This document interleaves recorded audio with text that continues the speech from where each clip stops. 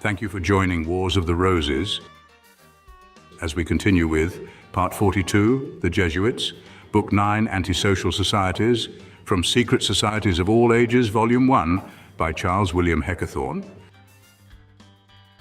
8. The Jesuits, 333. Reasons for calling Jesuitism secret and antisocial. The Jesuits may be classed among secret and antisocial associations because either they, under false names, insinuate themselves into or maintain themselves in countries where they are prohibited.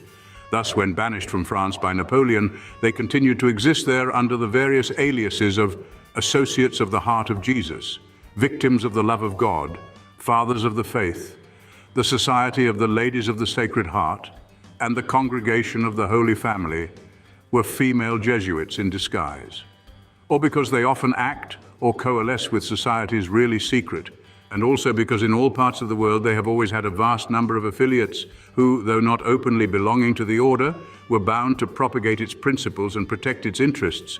Such men, as in French, are called Jésuites de robe courte.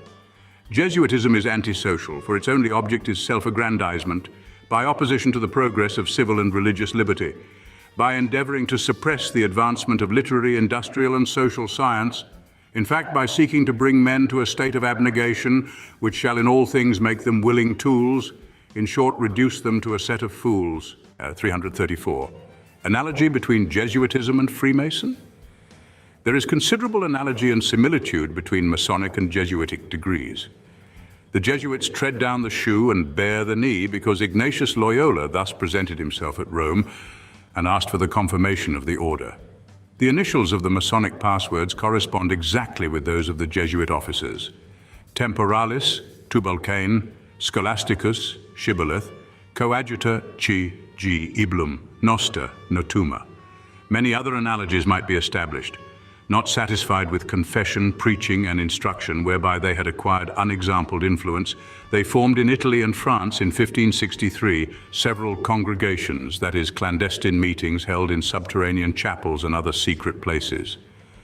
The Congregationists had a sectarian organization with appropriate catechisms and manuals which had to be given up before death, wherefore very few copies remain. In the National Library of the Rue Richelieu at Paris, there is a manuscript entitled Histoire des congrégations et sodalites jésuitiques depuis 1563 jusqu'aux temps present, 1709. 335 Initiations.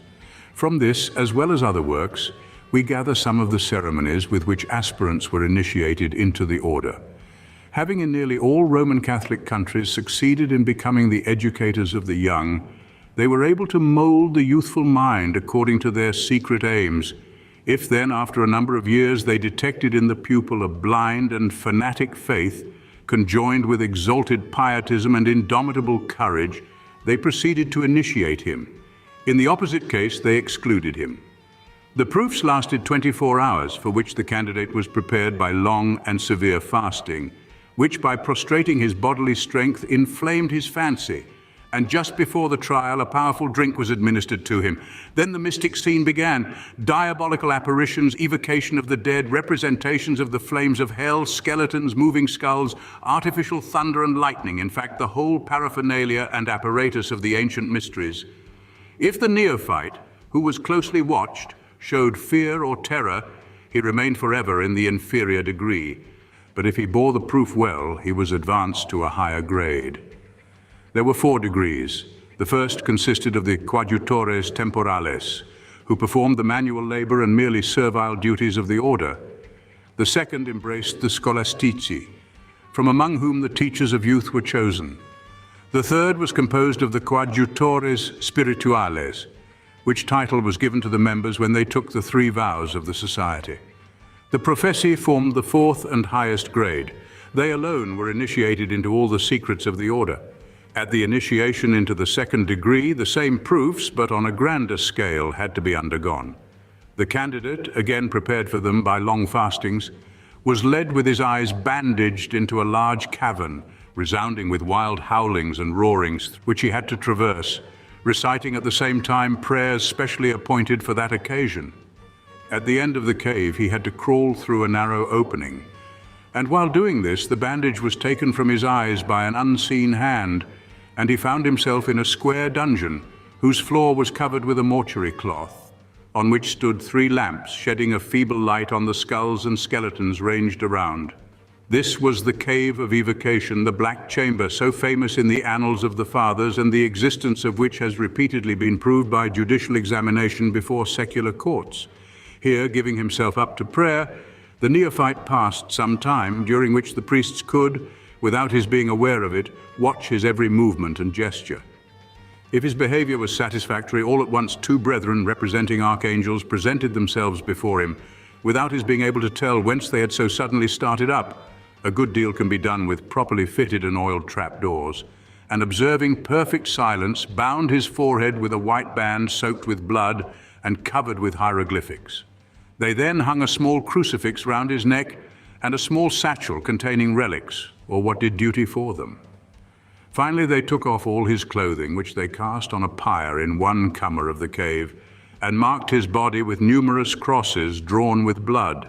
At this point, the Hierophant with his assistants entered, and having bound red cloth round the middle of the candidate's body, the brethren, clothed in blood-stained garments, placed themselves beside him, and drawing their daggers, formed the steel arch over his head.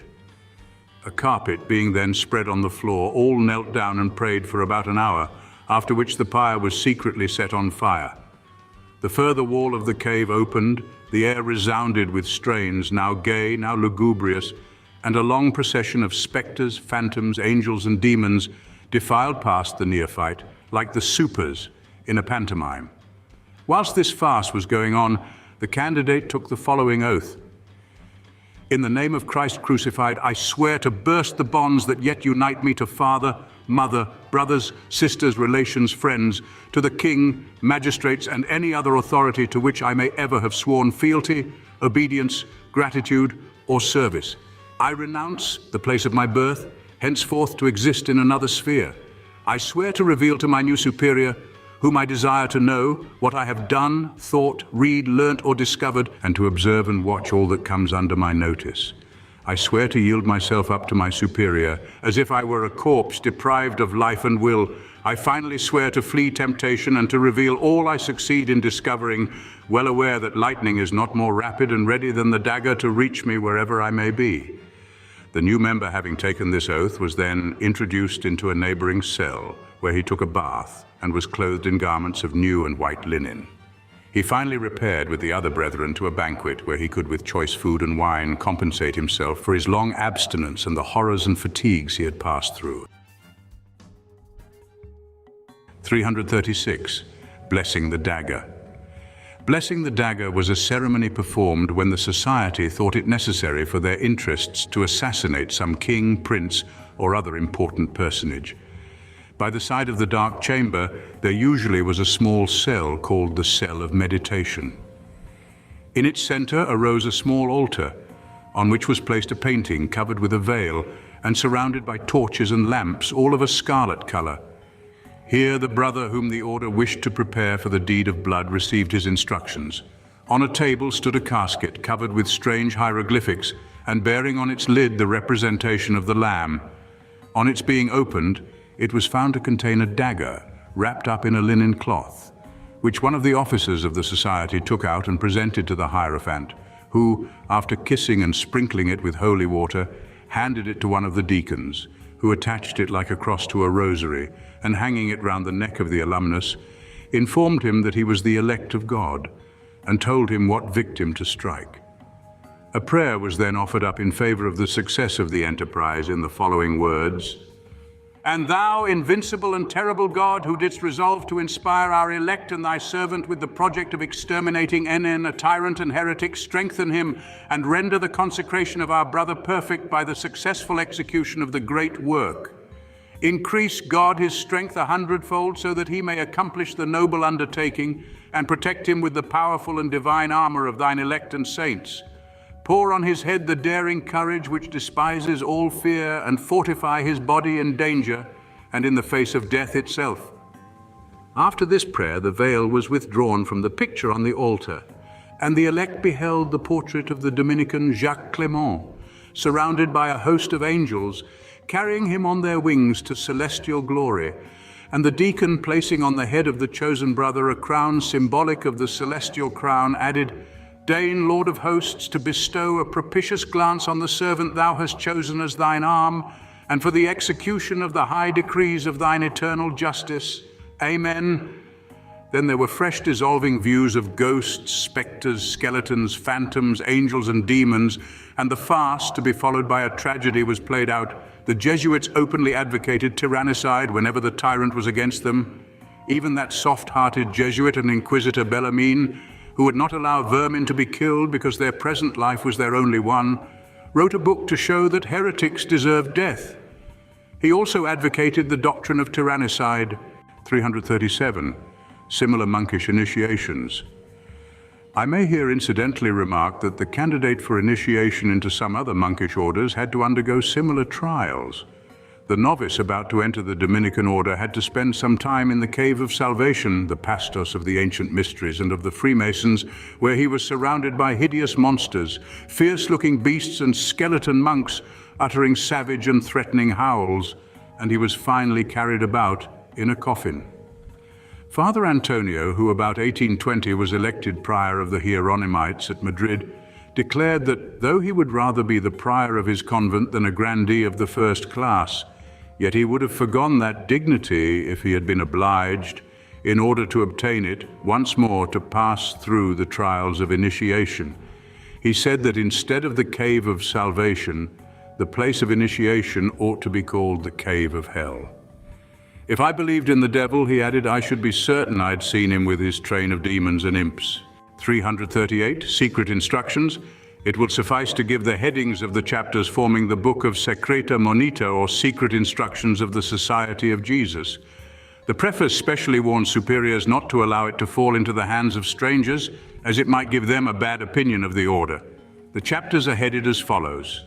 1. How the society is to proceed in founding a new establishment. 2. How the brethren of the society may acquire and preserve the friendship of princes and other distinguished personages. 3. How the society is to conduct itself towards those who possess great influence in a state, and who, though they are not rich, may yet be of service to others. 4. Hints to preachers and confessors of kings and great personages. 5. What conduct to observe towards the clergy and other religious orders. 6. How to win over rich widows. 7. How to hold fast widows and dispose of their property. 8. How to induce the children of widows to adopt a life of religion seclusion. 9. Of the increase of college revenues. 10. Of the private rigor of discipline to be observed by the society. 11. How ours shall conduct themselves towards those that have been dismissed from the society. 12.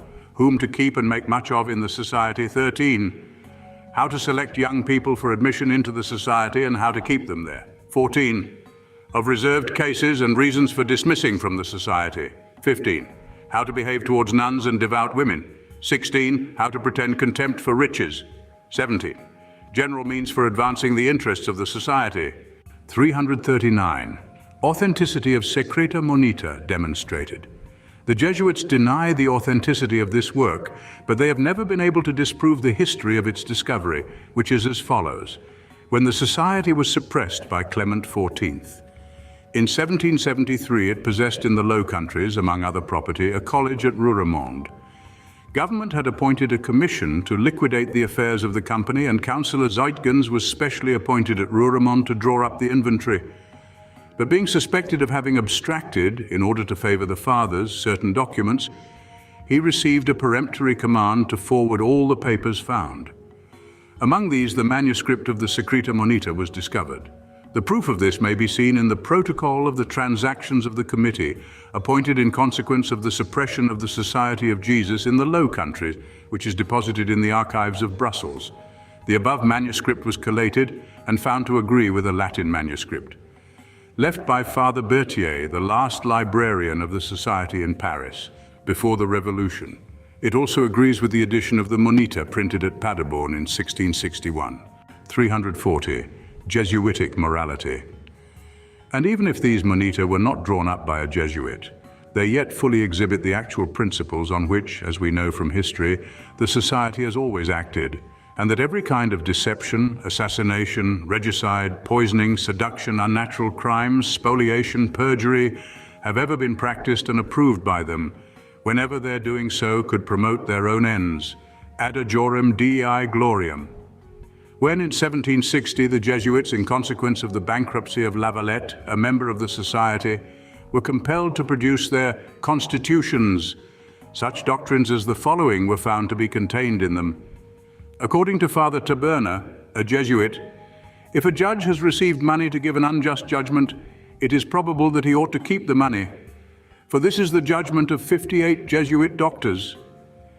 In answer to the question on what occasion a monk may leave off his monk's dress without incurring excommunication, his reply is, he may leave it off if it is for a purpose that would cause shame. To go, for instance, incognito into places of debauchery. Emmanuel Sa, another Jesuit teacher, promises are not binding if in making them you have no intention of keeping them.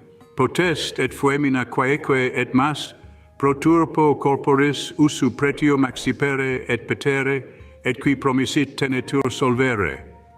Christian children, says Fagundes, may accuse their parents of heresy, though they know that their parents will be burnt. One quite recent instance of Jesuit morality may close these quotations. In 1852, the Jesuits of the Rue de Sèvres in Paris had determined to build a splendid Gothic chapel on their land. One day money ran short. Every expedient had already been tried to raise some, when one of the fathers, the youngest, the most in demand in the noble faubourg, the most popular confessor, proposed a lottery, and himself as the prize. He wrote 100 tickets, and made it known in a discreet manner that the female penitent who had the winning number should for 3 days dispose of Father Lev at her discretion. The ladies fought for the tickets, and in spite of the laughter and sarcasms of the skeptics and heretics, the chapel was completed. The public history of the Jesuits, revealing a system of turpitude such as has never been equaled, does not enter into the scope of this work. But as our government endeavours to exterminate dynamiters, so, in the opinion of many, it ought to crush the Jesuitical fraternity, the Black International, as it has justly been called. Thank you for watching, and please don't forget to share, like, subscribe and comment, and if you can, please consider donating to Wars of the Roses. Links to PayPal and Patreon are in the description. Thank you so very much.